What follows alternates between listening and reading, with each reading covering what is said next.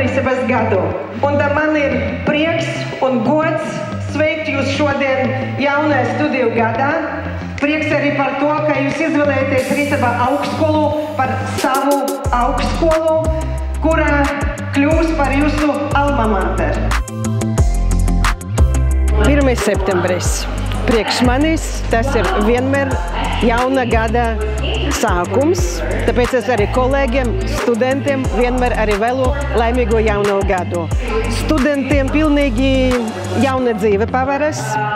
Studentu gadi ir ļoti interesanti, aizraujoši, tāpēc es gribu viņiem arī novēlēt, izmantot visas iespējas, ko Risebā augstskola piedāvā, būt aktīviem, uzdrīkstēties, prasīt lietas, negaidīt, ka kaut kas tev iedos, ja nepaprasīs, nekad varbūt nedabūs.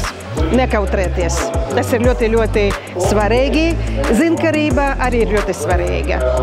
Tiešām meklēt, kā Steve's Jobs teica, censties savienot punktus, lai tad sanāktu viens vesels. Un kaut kas jaunas zināšanas arī rastos visā šajā procesā. Es novēlu jums milzīgu izturību, lai cik jums būtu citreiz grūti un kaut kāds šaubas, novadiet to lietu līdz galam. Iegūstiet bakalaura grādu, tālāk domājiet arī par maģistru un iespējams doktorantūru, jo grādu neviens nevarēs jums nekad dzīvē noņemt.